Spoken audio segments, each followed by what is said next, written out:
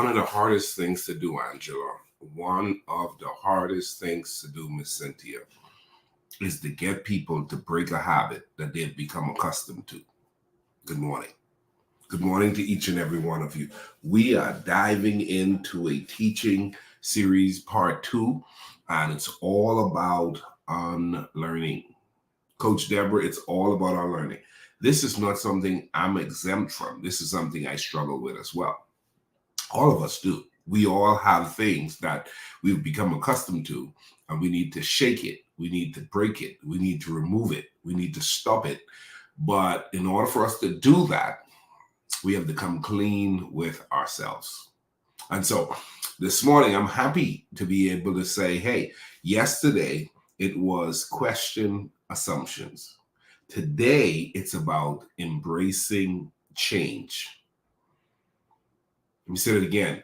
Angela, it's about embracing change. Coach Deborah, it's about embracing change. Miss Cynthia, it's about embracing change. Why? Why? Miss Linda, embracing change is a must to unlearning. Let me say it again. Embracing change is a must to unlearning. Now, here's the struggle, Miss Linda. Here's the struggle. Human beings are creatures of habit. Okay? Human beings are creatures of habit. And because we're creatures of habit, once we become locked in to a particular way, Angela, we don't want to change it. We don't want to change it. And so it's easier to talk change than to do change. It's easier to talk change than to literally embrace change. I want to help somebody this morning.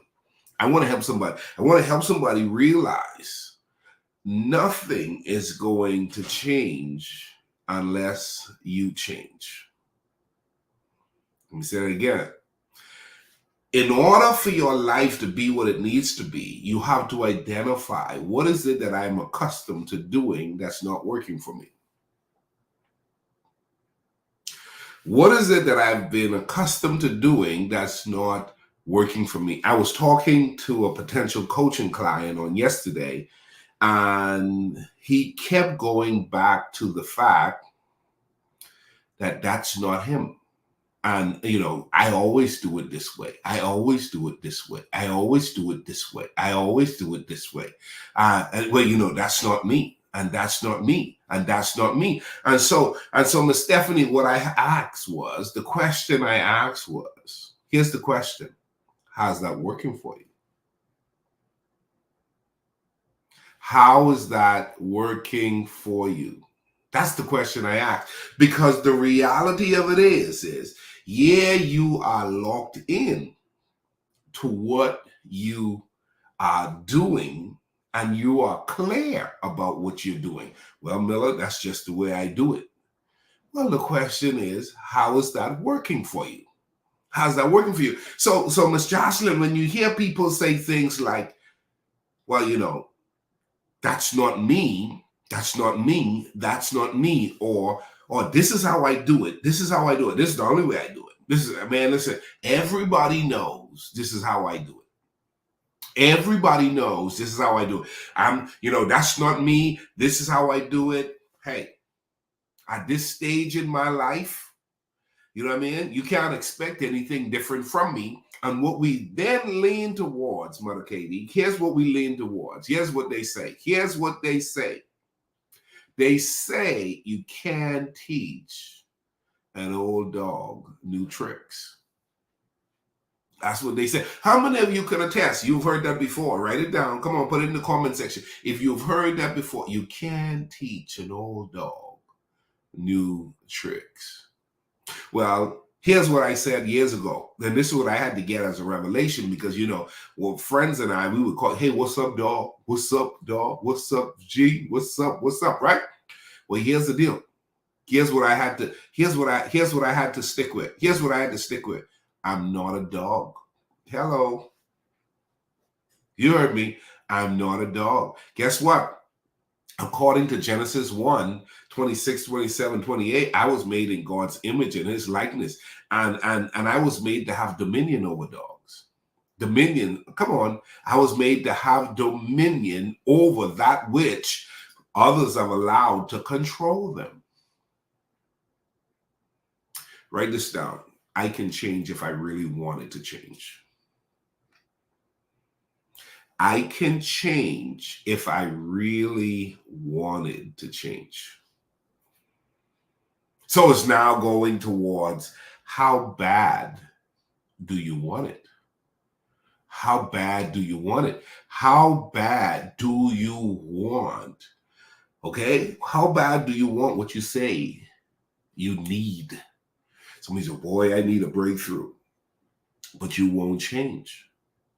Somebody called me up a couple of weeks ago and they said, man, I need your assistance. I said, how can I assist you?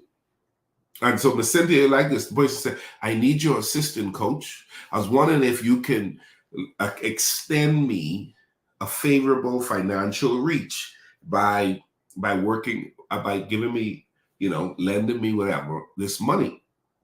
I said, okay. Not a bad request. But I said, how you live and how I live aren't the same. We don't believe the same thing. He said, oh, yeah, no, I don't believe what you believe. In other words, the principles, come on now, the principles, Miss Jocelyn, that have allowed me to have extra, more than enough, not live paycheck to paycheck, the principles. This person is calling me for a need, but say they don't believe my principles. So I said, well, why do you want to reap from a tree that you don't believe in the seed that I've sown that has produced the results that is you're requesting from? Well, I just need help real bad. I said, so why don't you have it? Well, I tried hard. I said, how's that working for you? Well, it's not working. I said, well, why you keep continuing to do it? Well, that's just the way I do it. Well, it's not working for you.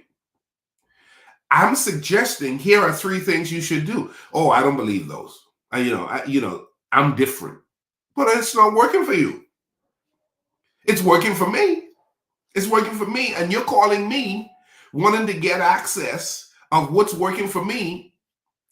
But you don't want to try what I tried to get what I got by doing what I did because it's working for me. Oh, come on now. How many of y'all have seen people like that? Oh man, I just need to borrow your car. Why don't you have a car?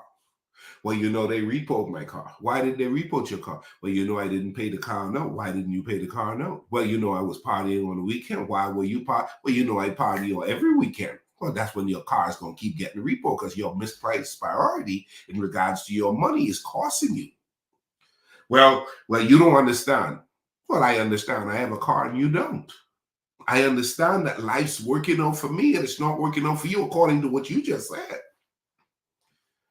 According to what you just said. I don't, watch this. Here's the deal. Here's the deal, Miss Cynthia. Here's the deal, Miss Stephanie. Then they move towards, I don't want to be lectured. Then don't call me asking me for any help. Don't call me. I ain't the one. Hello. Now, here's the deal. I want you to be blessed. I want you to be highly favored. I want you to have what God desired for you to have. But don't call me when the reality of it is you don't want to change.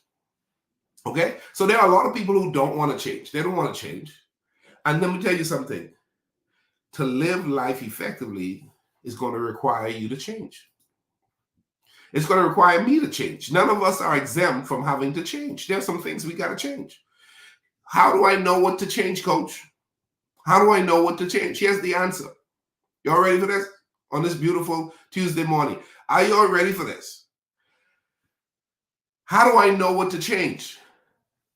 Pastor Davis, change what's not working. Well, it's just not working. It's just not working. Then make some adjustment. You're not a rock. You don't have to stay stuck. You can make some adjustment. And let me tell you something. The more you desire in this life, the more you have to be willing to make some adjustments. Oh man, that's good right there. The more you desire in this life, the more you're going to have to make some adjustment. Well, Miller, you don't understand. I don't like change. Then stay stuck. Then stay stuck. No one, we're not telling you anyone's going to make you change. We're telling you if you want your best life, if you want to live life effectively, if you want to elevate, you have to now identify what behaviors that I have become accustomed to that is keeping me stuck. Now, you can declare it all you want. I am no longer stuck in the name of Jesus. But if you keep doing the same thing, you're going to stay stuck. So that's why I feel as though this teaching series this week is important. We have to write this down. We have to unlearn what we should have never learned. We have to unlearn what we should have never learned. In addition, we have to unlearn what doesn't work anymore for us. Okay? We have to unlearn what doesn't work anymore for us.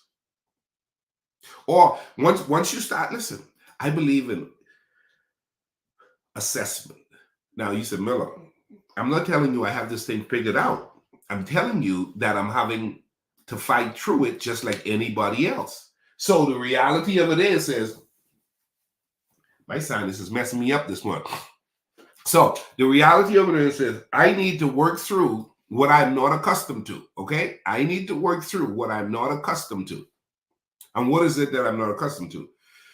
Whatever's not working for me, I don't have to keep it that way. So two things, okay? One, I have to become accustomed to unlearning what I should never have learned. Boy, I've been doing this for a long time, but it's not been working for me. It's not been working for me. I've been believing this way for a long time. It's not been working for me. Okay?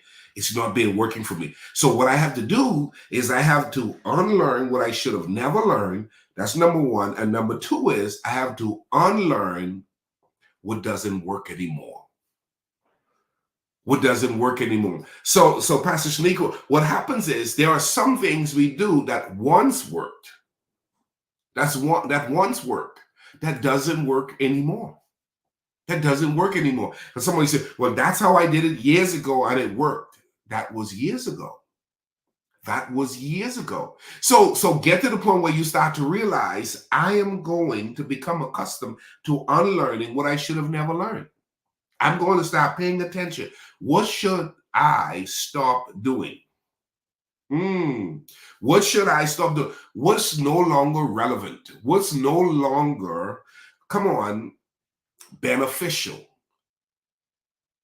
Well, I always save $10 every time I get a paycheck. Based on inflation, $10 ain't enough no more. Years ago, you saved $10 a week, it was beneficial. How many of y'all agree with that? Years ago, you saved $10 a week, it would be beneficial. However, right now, $10 is a savings, but it's not enough like it was 25 years ago, like it was 50 years ago, right? And so, man, I've always saved $10. I'm glad you saved $10. Now you're going to need to crank it up because of inflation. Times have changed. Prices have gone up. What you used to get for $10 20 years ago, 10 years ago, shoots, 5 years ago, you can't get for $10 today. So you have to make some adjustments. I always speak my mind, and that's the reason why you're stuck. You have to unlearn that behavior. Well, from I was in school, I spoke my mind. And when I became a young adult, I spoke my mind. And everybody know me for speaking my mind. Here's the question that I have for you. How's that working for you? Well, I'm fine. Are you truly fine? Or are you frustrated because they never promoted you? Are you frustrated because no one wants to be your friend? Are you frustrated because life is not coming together like it should? You have the potential, you have the education, you have the skill set, but you're not going where you should be going because there are certain behaviors you need to unlearn. There are certain practices you need to unlearn. There are certain things you got away with that you can't keep doing because it's hurting you now. Anyhow, Let me go take something for my runny nose. God bless you guys. It's going to be a great day. I just know this. We are responsible for making the adjustments in our lives necessary to moving forward. Join me back tomorrow. I'll be here, same time, doing what we got to do to help each and every one of us live life effectively. Today, declare it with me. I want everybody watching this say it with me. I'm embracing change. I'm embracing change. If you're committed to embracing change, write it in the comment section. God bless you. See you back here tomorrow as we continue to talk about unlearning. Because the truth is, most of us are where we are because we have chosen to keep doing something we should no longer be doing. God bless you. Bye bye.